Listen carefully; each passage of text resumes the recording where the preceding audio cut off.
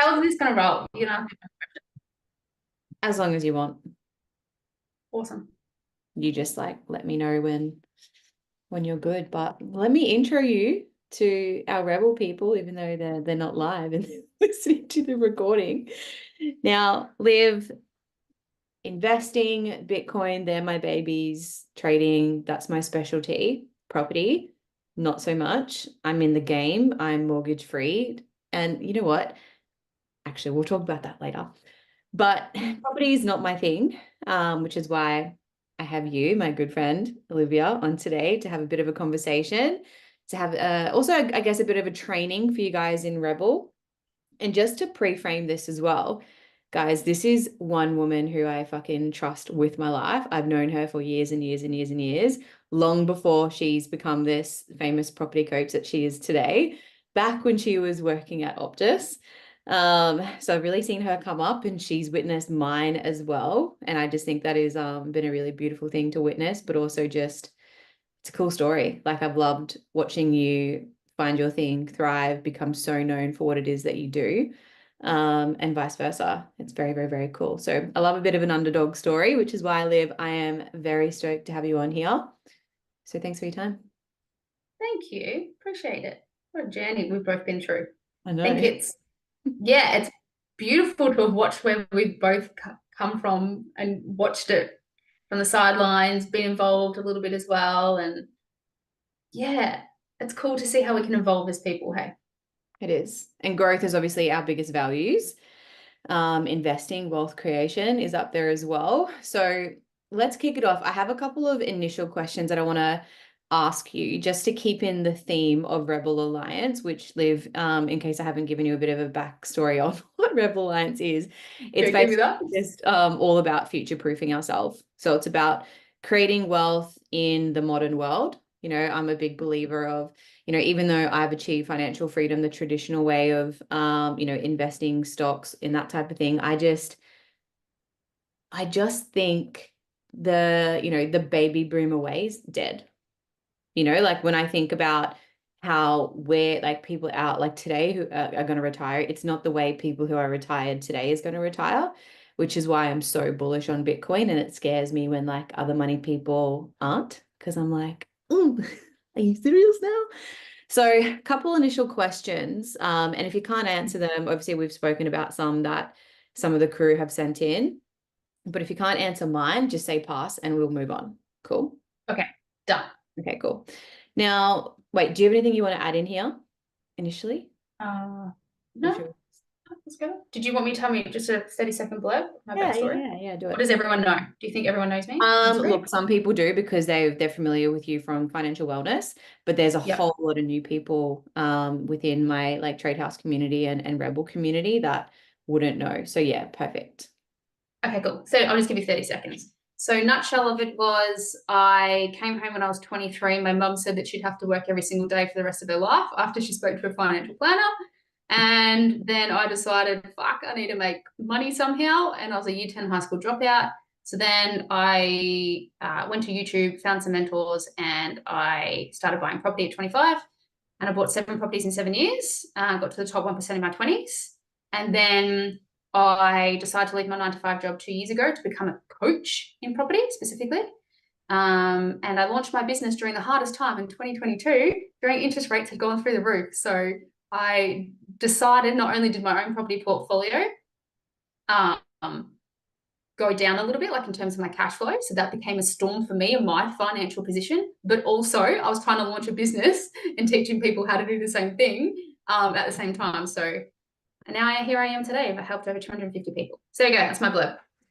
How what's your average clientele, just out of curiosity? Like who is that type of person? Yeah, persona. Okay, cool. My average persona, I would say, is a single person or a couple earning less than $180,000 combined as a combined income or combined wage, household income, where they typically own one property already. And then I teach them how to use that equity to then buy a property portfolio, where most people's goals, I'd say majority of my clients' goals, are to reach somewhere between 150 to $200,000 of passive income. That's what most people want. So 150 grand of passive income plus have their home paid off. And then I teach them how to use that one little bit of equity to replace their income, which on average, most people would achieve $150,000 of passive income within less than 15 years. Just using enough of one deposit to begin with. That's it. That's right. Because I remember am I correct? And you can say pass if you don't want to answer if it's too personal. Okay. Am I correct in remembering that you have gathered your portfolio based off your one-time deposit loan? Is that right? Yeah. Yeah. So I saved, yes. So I've created a multi-million-dollar property portfolio of 42 grand. That was all I put in. So I saved $42,000 for my first deposit for my first house. That was it. From then, I haven't used a cent of my own money, which is pretty cool. That's so I teach other people how to do that. Okay. So question for me then, just about me. Let's just make it about me for a second. For someone who does have property but hasn't have any debt, like I'm completely mortgage free, how would I then continue investing into property and expanding my portfolio? Cool. So I would look at that, at whatever equity base you have. I call that dead money, right? So I'll give you an example. Say you own one house and it's worth $400,000, right? And then you've got no mortgage against that property, house, unit, whatever it is, right? That $400,000, to me, if I partnered that with the bank's money by taking on leverage, aka debt, that debt can be cash flowing. So the way that I look at that $400,000 is I go, okay, you can buy 100 grand, right? Would be the cost to buy another house, for example. So all the deposits and all the cost required. So like stamp duty, deposits, even buyer's agents fees if you want to use them, all that.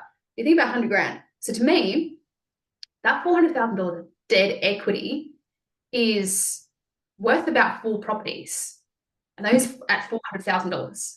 So I think to myself, okay, if I could partner that 100 grand, that 100 grand, that 100 grand, that 100 grand with $300,000, the bank's money, that would now be what, 400 times 4, getting my calculator out. So that to me is now going from a $400,000 asset to a $1.6 million asset, which is now going to compound for me. Right? So there's an opportunity cost of everything that we do in life. And once you, in my personal opinion, just factually true, once you understand that debt is irrelevant with inflation, the cost of not borrowing somebody else's money has a huge opportunity cost to it. So they say the same people in, for example, in like share market. Like, I have a lot of people who come to me and they say, oh, if I've got $200,000 in my super, could I pull out money in my super? I say, yeah, because right now, if you think about it, you have $200,000 working for you in super. That means you have $200,000 compounding. But if you pulled out that 200 grand and partnered that with, say, $300,000 of the bank's money, you've now got a $500,000 asset compounding for you. So would you rather $500,000 compounding or $200K compounding? That's the power of leverage, aka taking on debts and loans. Yeah.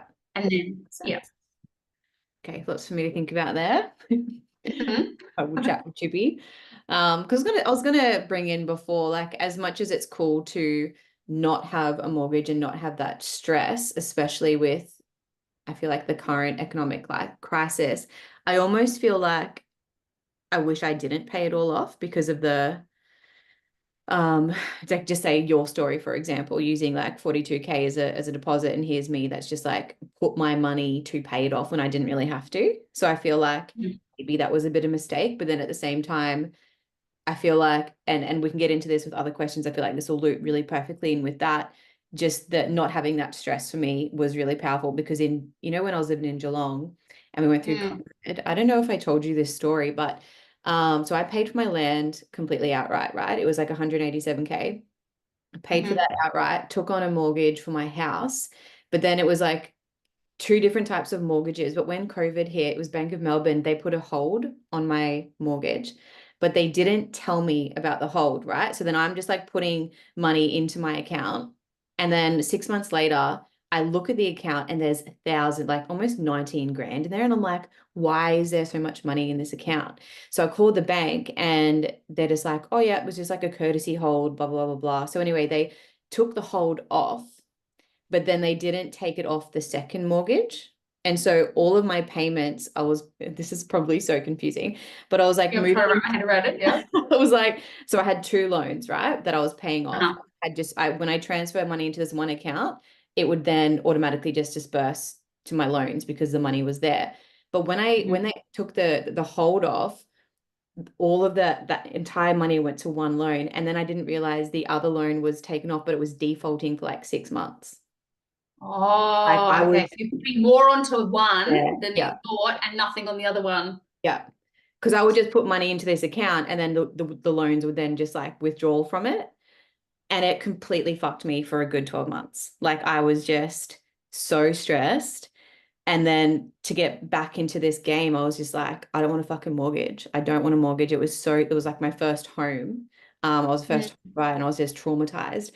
And I was like, no, I'm just gonna fucking pay this off. And that way I can just, it's so good. Like such a flex. Yeah. I'm like, is it? I don't even know.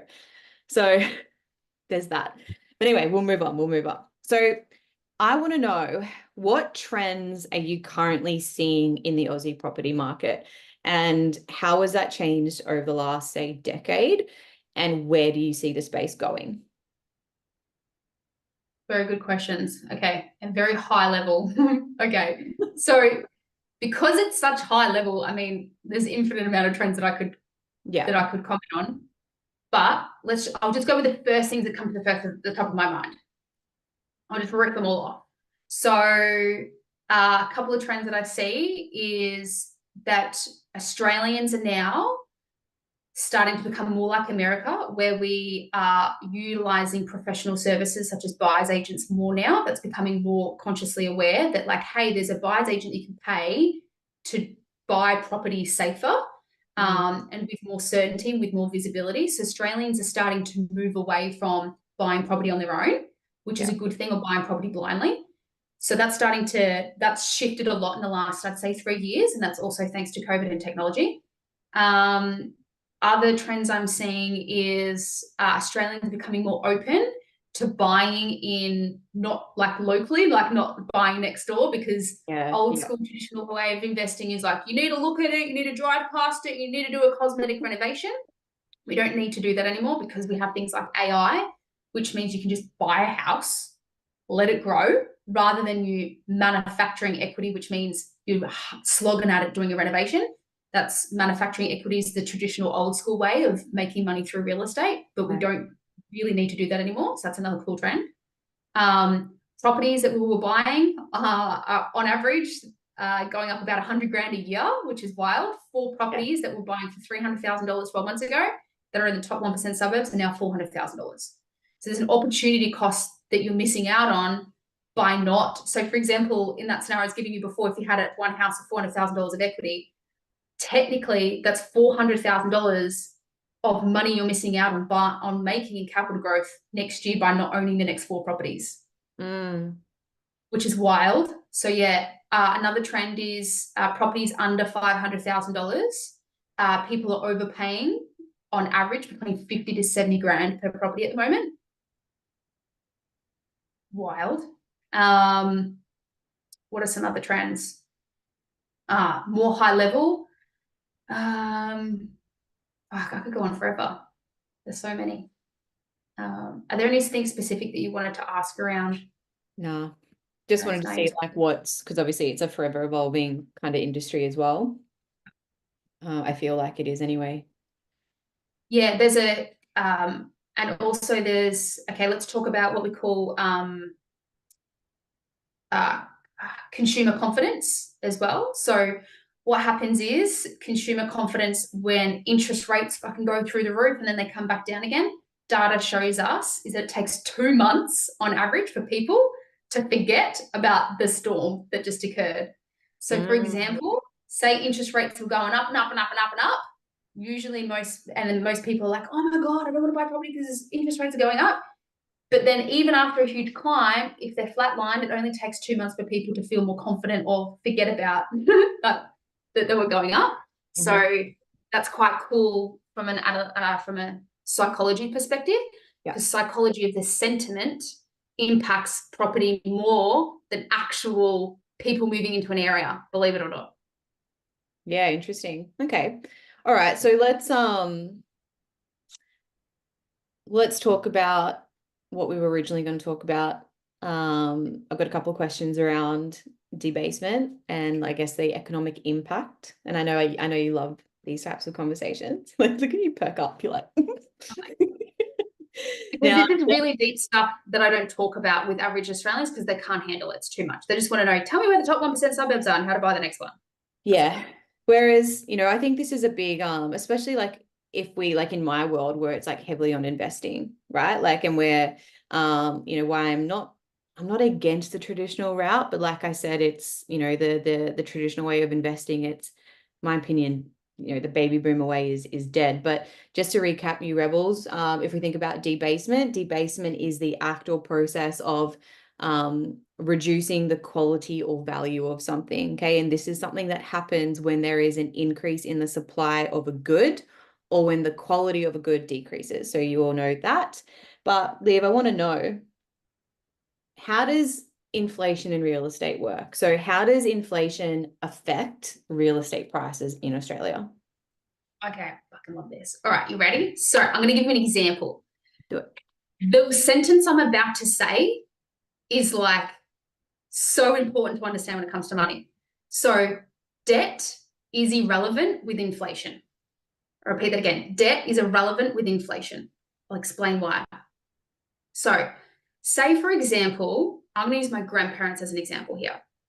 And I'm pretty sure you would all know an older person who bought property, 60 years ago and it's fucking through the roof. So I'm going to use my grandparents as an example. So they bought a house in this really well-known area in Melbourne. They moved from England. They were broke as in the 1960s. They bought a house in Ringwood in Melbourne for $7,000, right?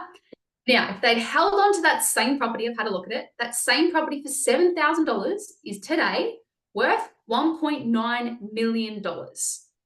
Now, if you think about the cost to service that debt, and let's just pretend, not that this was possible back then, let's just pretend they could take out a 100% mortgage, right? So they had a $7,000 mortgage, so 100% LVR, debt to ratio. Think about how quick, oh God, my camera's doing this thing.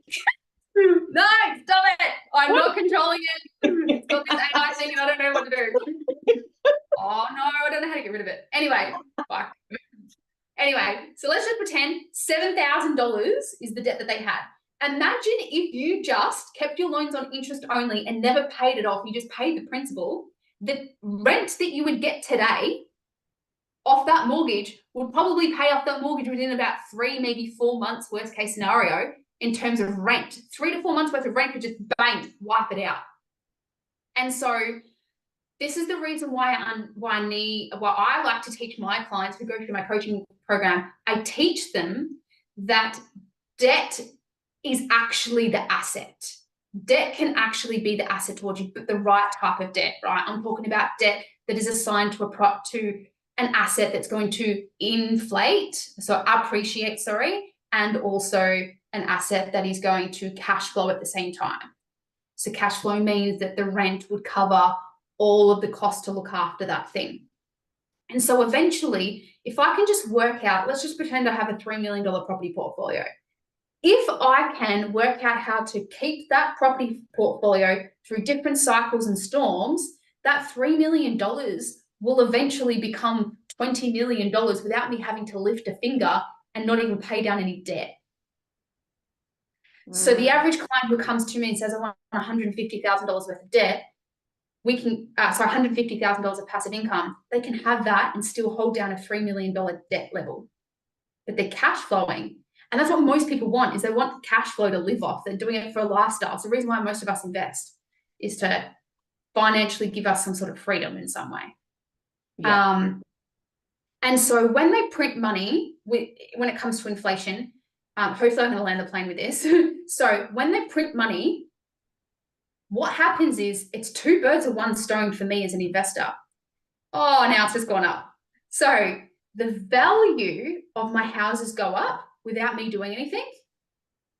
And the cash flow also goes up because the rents go up as well relative to property increasing. Usually rents have like a 12 to 18 month lag behind property Okay. prices.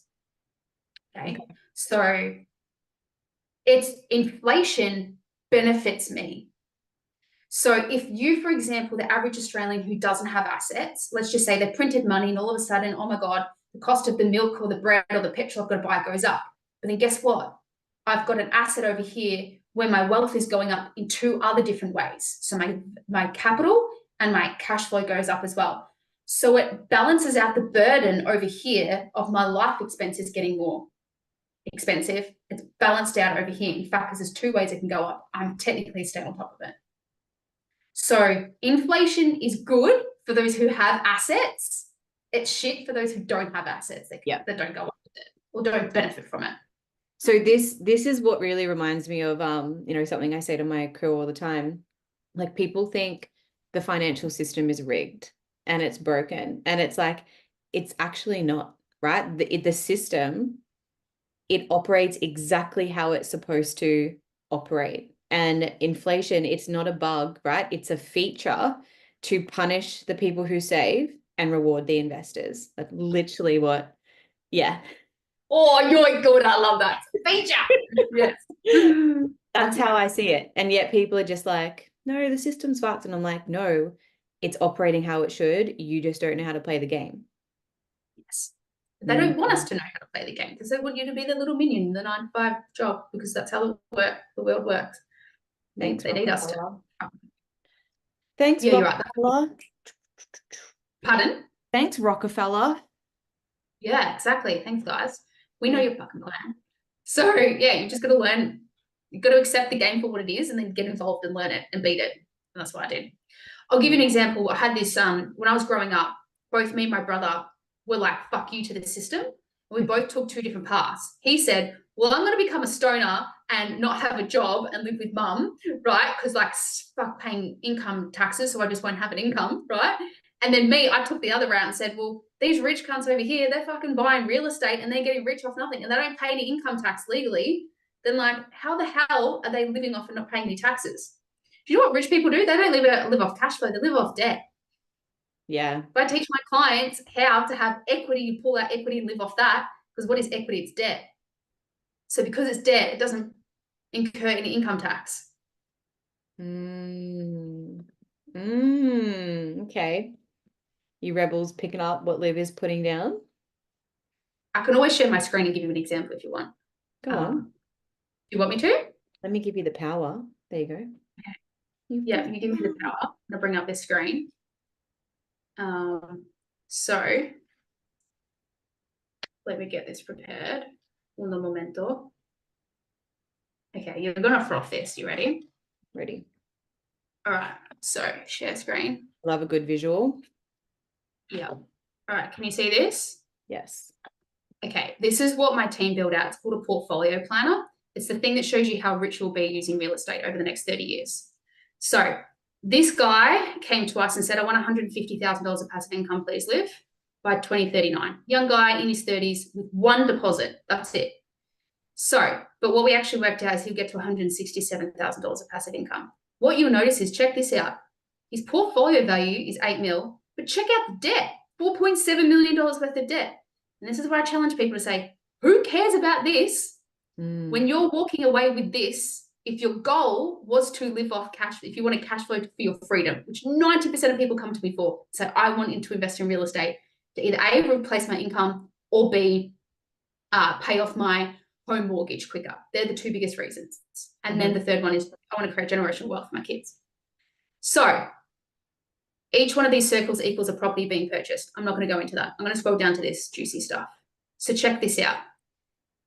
This is someone's net annual cash flow. Net meaning after all the expenses to look after it. Look after a property, a bunch of properties. And this person's only going to have 6. So check out this cash flow. This is annual, right? So we said he wanted 150. We'll get him to $167,000. But look at the fucking cash flow that it makes before that.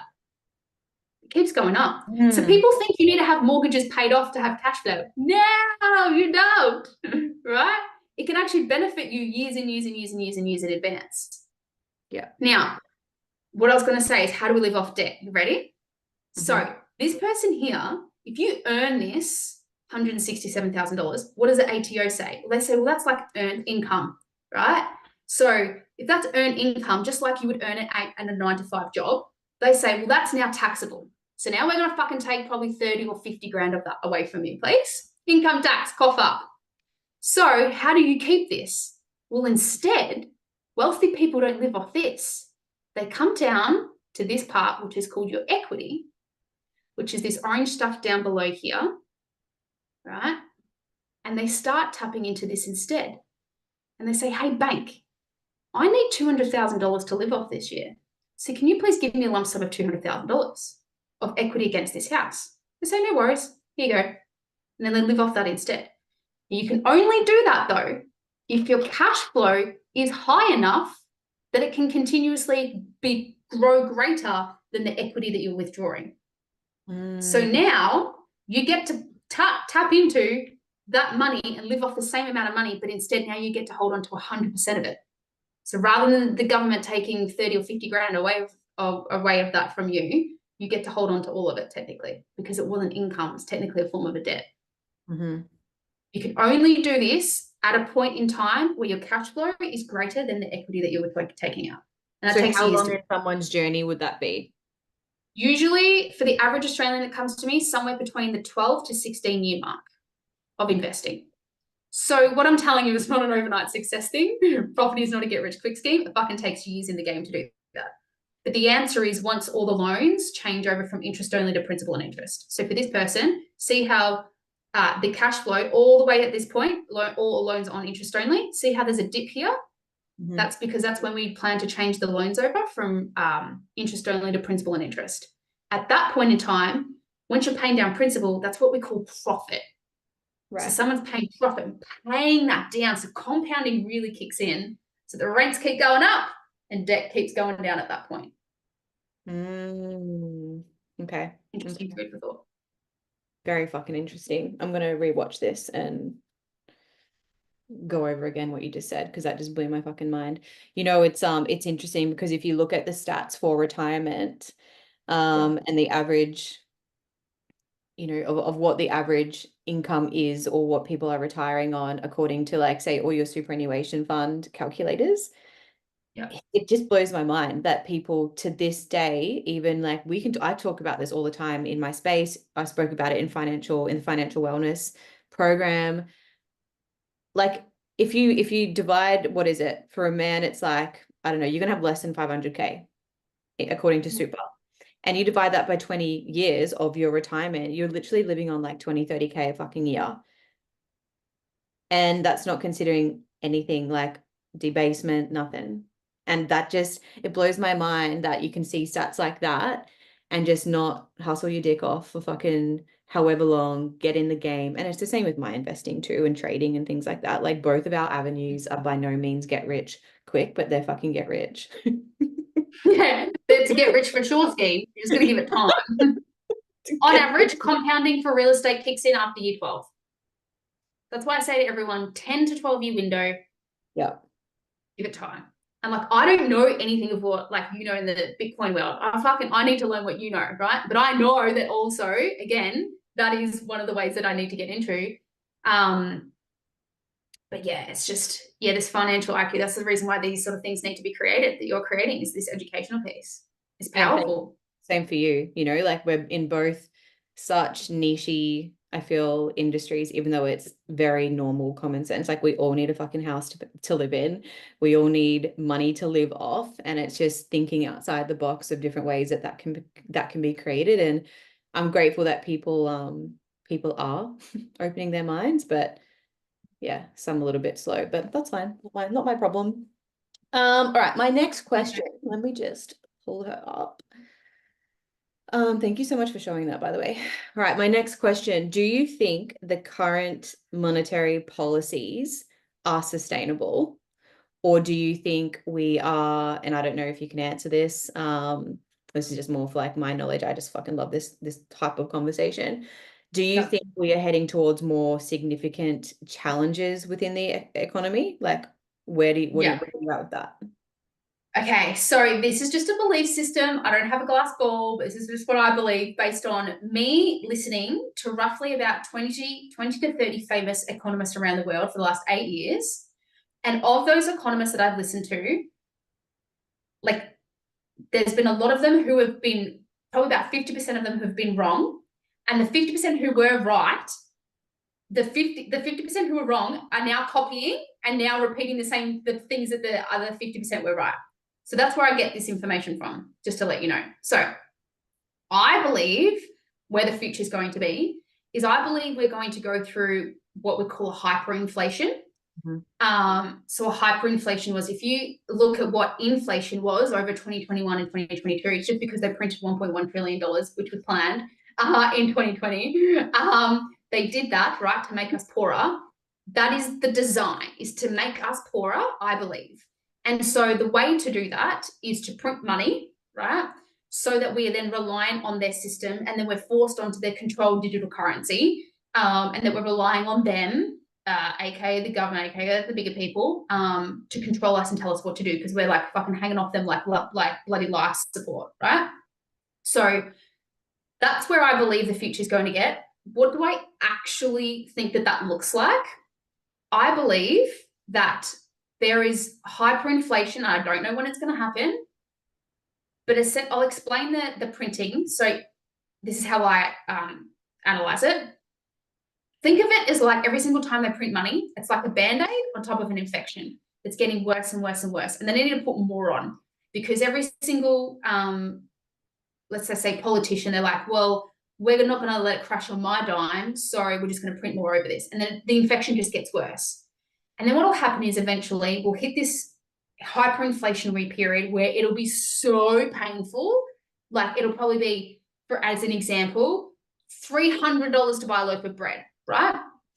However, it'll be a short amount of time. And I don't believe we're going to feel it as hard in Australia to compare to other countries. And then what will happen is there'll be short window. Will that window be 1 week, 1 month, 1 year? I don't know, of hyperinflation, where then all debt will be fucking wiped out, and then we'll be forced onto the new digital currency. And then at that point in time, I believe that it'll be so much more difficult to live the life that we've lived for the last 40 or 50 years. So what that actually looks like is I think it'll be rare to know an Aussie friend who can afford to go on a trip to Bali. I think it'll be common to have multiple families living under one roof just to survive. That'll become the new norm. I believe that, what else was I going to say? Yeah, that it will be normal for most people just as a basic to have a full-time job plus a part-time job per person and or a business on the side just to keep afloat. I think that's going to be the new norm. So I believe that the middle class will get wiped out and become much more of the poorer class. And those who worked out in the top 5 or 1%, they will just get fucking ultra rich. That's my belief system. You've just literally confirmed probably my last 7 audios in Rebel. And I don't have the same friends as you, but maybe I have a fucking crystal ball. I don't know. Maybe my little fucking, maybe it's this bad boy. Or you're just really smart. Or I'm just fucking smart. Who knows? bit of column A, bit of column B. So that's fucking interesting. And you know what? You just also made me very happy that I don't have a mortgage. So I believe that my debt's going to get wiped out. Explain, like, simplify that. What does that mean? Like, Okay. Explain what that means for property people. Because if you've got people that have all these properties and they've got mortgages on them, what does that mean for those properties? Okay. It means that I'll be able to, say, for example, I have 7 properties. Let's just say I own 9 properties. I'll be able to sell off 1 or 2. Like, I'll be able to sell off half of a property, for example, and wipe out the debt out of the rest of them. Because the value of those properties will go through the fucking roof. And the debt will be so small on it. That's kind of what I mean. I don't know if I'm explaining that really well. Oh, I don't know that at all. Like, when you say it'll wipe out your debt, dumb that down for me. Okay, so I've got to use a prop here. 2 seconds. Let's just say that I'll be able to fucking sell this pen and the value of this pen will be so inflated because they print money. It's arbitrarily faked up, and it looks like it's going, but it's not. And then I'll be able to sell that one thing to somebody else who has heaps of fucking currency, and then I'll be able to use the sell of that just to wipe off everything else that I own. Or I could potentially sell it, for example, a car, which might only be worth $20,000 today. I could potentially sell it because I'm so inflated at say $1 million for that same car, and then bang, get rid of my $1 million worth of debt over there. Okay. So you get to keep your properties though? Yes. And then I'll own the properties in outright without any debt associated to it. Oh, and, nice. and then rents will be fucking through the roof at that point too. Well, so this just goes to show that, once again, the system rewards investors. Yeah. Period. My goal is actually to obtain $10 million worth of debt. People can't comprehend that. That's so funny. I know. Yeah, that's so fucking interesting. Okay. So then let's consider fiat versus hard assets, right? And now, just for the rebels, to recap, a hard asset is a physical or tangible asset that holds intrinsic value, right? It's durable, tangible, scarce, right? Good store of value. Things like gold, silver, oil, Bitcoin, even though it's not tangible, it's still, you know all about that, but real estate as well. So explain to us how fiat currency debasement impacts property values. It makes it look like property goes up, but property doesn't really go up. You just need more money to purchase that thing. Okay. Yeah, okay. Because I said something the other day in one of my audios that sometimes property investors get like super cocky because they like buy these fucking assets and they don't do a single fucking thing to them, and the money goes up, the property goes up, and they're just walking around like fucking king cocky, like, look at me. And it's like they didn't even do anything. Like, it's interesting. Okay, that makes a lot of sense. So how do you see then the relationship between fiat currency and real estate evolving for future? With, if we go to say digital currencies, what does that mean for property investors? How could a property investor, like, what does that look like? Cool. Again, I don't have a glass ball, but my belief system is here's my overall belief system. And I talked to a lot of people, a lot of my clients about this. If you aim to get more money and build more wealth, you will financially have more power to decide what the fuck you want to do with your life. That's actually the goal of what most people say. I want freedom. Okay, what does freedom mean? You actually just want power over the choices that you want to do with your life. So if you focus on building your wealth, what was the original question? I just went on a tangent. I don't even know. I forget what I asked you. What did I even ask you? Currency. Okay, so can we stop the digital currency coming out and then control digital currency? I don't believe so. I think there's not going to be many options to get out of it other than the ultra rich that are in the top 1%. So I just want to strive personally to build as much wealth as I can so that I have more power to decide, you know what? If I need an extra fucking $50,000 to pay for some off-grid passport for me to fucking get to another country, then I have the financial means to do that.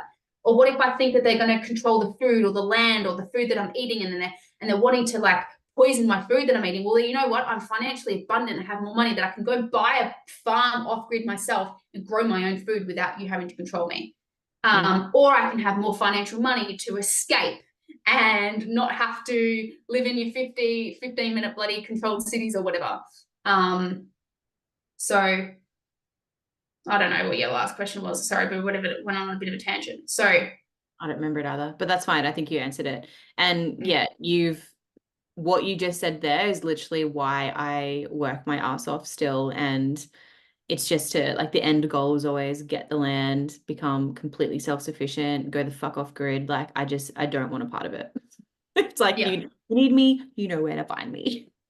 Yeah. But here's the thing. A lot of people also try to protect their wealth before they even have it. Explain that a little bit more. I have so many doomsdayers because I'm friends with a lot of different people that think the same thing, right? But then so many people come to me, say, Liv, I need this farmland now. And I'm like, well, hang on a second, right? You're trying to protect wealth that you don't yet have.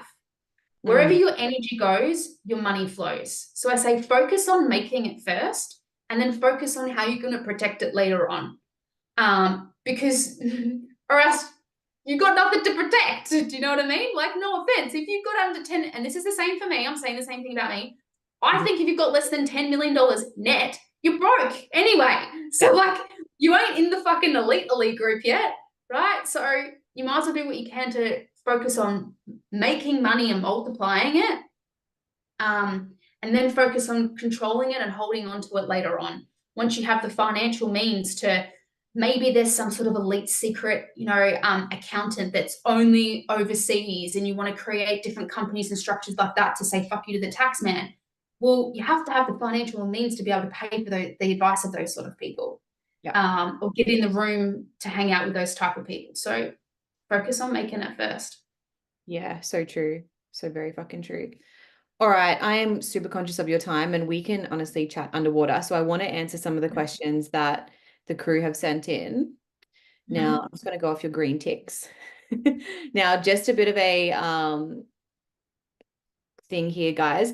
We have had a lot of questions sent in. Anything tax related or anything like that, anything more personal, we're actually going to steer clear from, just because this isn't a more personal thing and we want to be by the book and not legal and have anyone come after us. So yeah, and if there's anything, I will get all of Liv's details. So if you want to contact her, you can. I'm sure that's what Liv would probably prefer. Just go speak with her. If anyone wants to get in property, like there's no one else I trust more, like just have a fucking conversation. A lot of you are actually working with her already. So, okay. I don't understand how to say this question because it's like approach, comma, but it's like, Okay. You know the one I'm reading. Thoughts, etc., on securing real estate and other assets under private unregistered structures, e.g. trusts. Okay, cool. Again, what I'm about to say is non-financial advice. I'm not a licensed accountant, and go speak to a financial advisor. So, asterisk done. So trusts have a huge amount of benefits, but they have just as many cons. And so you need to know the pros and the cons to it. I'll give you an example. One of the core benefits of trust is it can infinitely protect your borrowing capacity. So it's got this hidden thing where like the bank goes, oh, hang on, did you just take out a mortgage for this house in the trust? You're like, yep. It goes, okay, we'll ignore that you even took out that mortgage. So cool. So, however, one of the biggest downsides of it is you don't get any tax deductions. So it depends on what your end goal is and it depends what your restrictions are, which is the reason why I work with clients on, okay, what are you going to be stuck on next? Are you going to be stuck on borrowing capacity? If so, then we would probably need to look at putting inside a trust.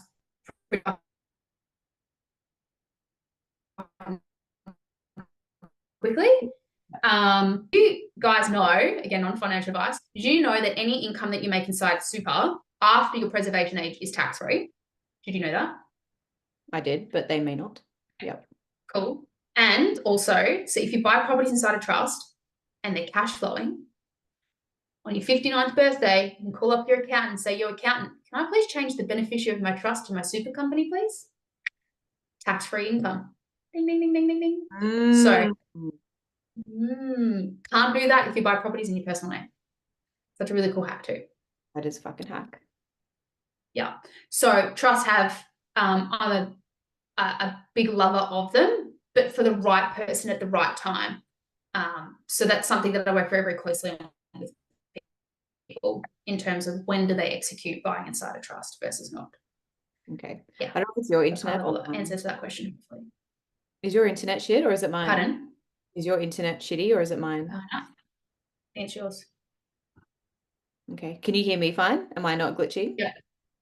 Okay, cool. Okay, all good. I feel like with the private sector, like a couple of us in Rebel have this conversation as well. You know, I'm in a lot of groups and, you know, we've got some like mutual names in common. I'm not friends with them. I don't even know them, but we're just in that, we know the people. They will. I feel like those groups can be somewhat, let's just talk about this for a sec. I feel like they can be somewhat dangerous because I never see anyone talking about the downsides of going private, and it's just the coolness of going private is where the focus is. And yet I feel like if you go private, correct me if I'm wrong, see your Medicare, see your fucking police, see your ambulance, see your any type of fucking help you need if you're an Australian citizen. And there's just not enough education out there on the downsides. And I'm seeing so many people get confused, get fucking rolled. And it's just a bit of a dangerous space to be in, I feel. Because we've spoken about the private thing and you maybe being like a bit hybrid, things like that. Where are you at with that? Okay, cool. This is my belief system. People who understand wealth enough don't need to go private. Ooh. Oh, spicy. So, and this is one of my old friends, is a leader in that industry, who's now not, who just shut it down because it was too challenging. Ah, I did see something like that. Okay. Yes. So here's the thing.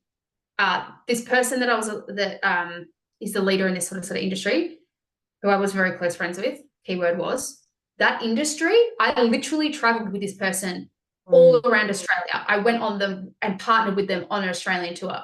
And I literally heard testimonials of people in these rooms saying how fucking awesome their lives have been since they went into that private world. But here's the caveat. Those people that need to go into that world fit one of two categories. Either one, they were so shit at managing their money in their business and they had a large tax bill that they have no way of paying.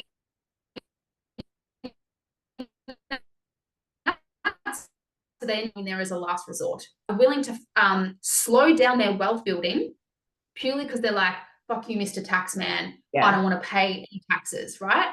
So has it changed lives for the good? Yeah, it has. However, are there people who've restricted their wealth building from going over there? Yes, they have. So anyone who wants to do investing properly, if you want to learn, you can legally not pay taxes. Like I've just shown you some examples today. You can legally, by the tax code, not pay taxes legally without having to go there, and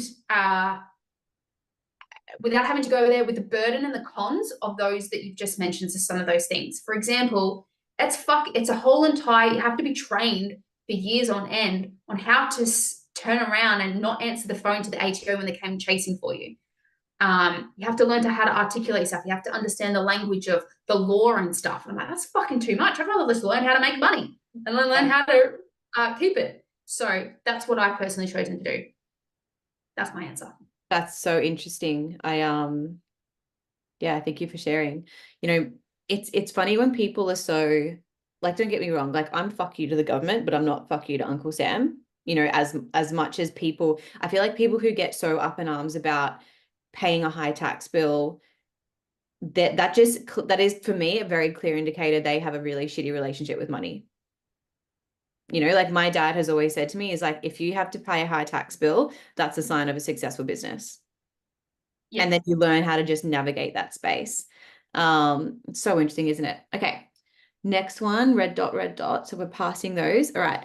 Can a negative geared property provide cash flow, or are we burning holes in our pockets until the property is sold, hopefully with a positive return? Okay, cool. Well, I think I've already answered that one today by showing you that you don't need to sell property. In fact, selling property is a last resort that I ever want anyone to do, because you just have to learn how to hold on to it till it becomes passive income. Yeah. Because I even remember when I was told you I was selling my house, you're like, oh, do you have to? And I'm like, nah, Liv, like, I just got to cut ties. Like, the money wasn't important to me, like just cutting ties with what that house like represented. I was like, that is actually, I need to let go of that. And I just and there's an emotional aspect to sometimes so negative stuff, which can deter your wealth building even more if you didn't release it. So now you've released some pain. Now that you're like, okay, I can actually sit with this and then think about how do we do that properly and not get into that same situation again. Yeah, exactly right. Okay, so there's one more. I would love some general information for first-time investors who have almost no understanding of the housing market, what to be aware of, what the process would look like. I feel like you probably just have little trainings on that. Yeah, we're going to be very high level to answer this question. First one is collapse time.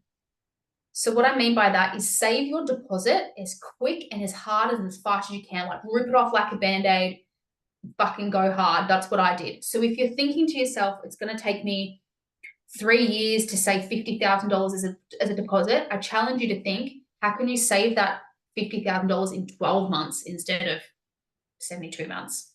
Mm. Um, because the rate of property is going up. So just do whatever fuck you can do to get your foot in the door.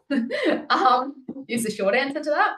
And use off the plan properties as a very last resort. I don't like off the plan, but if you have to get the government grants to get your foot in the door, then do it. Do you mean like the Simmons and the fucking Metricons, things like that? Yeah, off the plan is where you buy off a builder. So you're buying the house and the land as a package. They're so shit because they're usually taking a profit if you're overpaying 50 to 70, between about 50 to 100 grand more for them than what they're really worth. Interesting. Now, before we go, what are the biggest risks in property, and how do we mitigate them? Good question. The biggest risks in property. Number one is people don't set aside enough money in advance for for maintenance costs. So, for example, most Australians don't, like my team, we put aside $1,500 buffer per property per year just for the shit to break. It's a house, toilets break, shit gets clogged. Like, you've got to put that aside. Number two is people don't have enough what we call multiple income streams. So, for example, they go out and buy one house, $1 million, whereas like I would buy 3 houses with that and have 3 different income streams. So they don't have enough diversification for the income streams. The other thing that they don't have is enough diversification when it comes to location. So you need location diversification to buy in multiple states. What else? People buy property new properties too much. If you buy new properties, you can't buying like an old style house where you can add value to it. It's a way of controlling it to mitigate different storms. Interest rates as well, people don't mitigate for, so they don't plan for that. So for example, my team plan for interest rates to be, if your interest rate that you come into us with is 6%, we'll pretend that it's 8% and we'll map numbers based off that for the next 30 years and pretend it stays that high the whole time, for example. That's a bit of a mouthful. So yeah, there you go. So kind of different storms. That was good. And then just one personal one for you. What's next for Liv? I feel like you're doing so well in this space and you've helped over hundreds and hundreds of people. What are you doing with your money? What is next for Liv? Like, yeah, I want to know what you're doing because I love having rich friends. It's it's so good. Good question. Okay, cool. So right now in my life, and then what's next, is I believe I'm building wealth to get the highest ROI on life. So what that means for me is not putting too much of my eggs in this basket of investing and forgetting to live at the same time. So I want to be able to smell the roses as I go. And so, for example, at the moment, I'm not buying property. I am literally saving a fucking shitload of money for my wedding that I have delayed for 10 years. So that's fucking expensive. So I sacrificed not marrying my now fiance for 10 years so that we could build our property portfolio. And so now I'm doing it that way. So my wedding is the one thing I'm currently focusing on saving for. And whilst at the same time, making sure that the profits, any of those that are a business owner, making sure that my profit is high enough in my business so I can still have a very good borrowing capacity coming into next year so I can pull out equity and buy my next properties. Yep. So that's what I'm focusing on, and learning about I'm now at a position. So I preach what I talk about. So for the first 7 years, I was all focused on making money and multiplying it.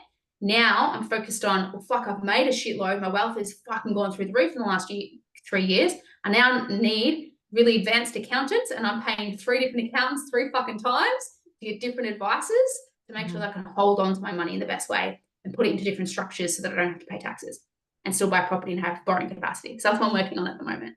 And still live in smaller roses. Yes, it still lives in roses. And business is cool. That's taken up a lot of my time over the last 2 years. I only leave my 9-to-5 job 2 years ago, so there's a lot there to learn. I think it's forever evolving. But yeah, as we discussed before the recording, just focusing on how do I create more profit inside business, not necessarily grow my revenue. I love that. Very, very, very cool. Do you have any last words? Any last one piece of advice for the rebels? Collapse time. That's my advice. And just rewind that to where Liv said that. That's awesome. Liv, thank you so, so, so much. I will get all of your stuff off you so I can, when I post a recording. Would you like this recording as well? Yeah, please. I love that. Cool. That'd be cool. I will send that to you. And then just send me all of your details, your emails. I have them anyway, but just write out to me what it is that you want. I can share. I Mhm. assume you've got a pretty big wait list. You usually do. Last time I Yeah, 6 to 8 weeks on average to speak to me. Yeah, Okay, might be cool. 4 weeks. Somewhere in Okay. there. So that means people can get in touch with you. Yeah, let's just get fucking rich. Thank you. Yeah, thanks for having me. That's Thank you so cool. much. Appreciate your time. I feel like we could go for hours and hours, but I know you're a busy woman and yeah, I feel like we could do maybe a part two sometime with a different topic. Yeah, man, let's do it. That would be really cool. We should think about it And because I'll I'd send you some also stuff on Bitcoin to educate yourself on. pardon. I'll send you some stuff on Bitcoin for you to educate yourself on. I know, like this is the next thing I need, right? And I plan on actually, I should have answered this to your question about what's next for you after the wedding, because that's big, that's taking up a lot of my capacity at the moment, any extra capacity I have outside of my business. That's the next thing I think area of focus for me in 2025. Or do I just say, hey, do I just like fucking chuck in 10 grand and just chuck it in there? I don't know. I'll message you about it because there's definitely smart ways to do it. And Yeah. doing that would not be smart. Yeah. Okay, cool. Yeah. See, I don't even know the basics. I just before we finish this, so Yep. I fucking love Bitcoin so much. It's the only, finite asset we have. Every other asset can increase in supply as demand increases. Like we can build more houses. We can fucking find some more gold to mine. There's more than enough fucking diamonds out there. There's tech companies are, diamond a dozen, but Bitcoin is the only asset that, there's 21 mil and that's it. Right. That's truly, truly capped. Right. Truly capped. It's so fucking scarce, which, as we know, is a very appealing thing for assets. So I definitely think I want you, as your friend, the friend speaking here, I want Yep. you to get into this, and if I can share your way, then I will. I'm all ears. Let's do it. I love you. I'm just going to stop recording.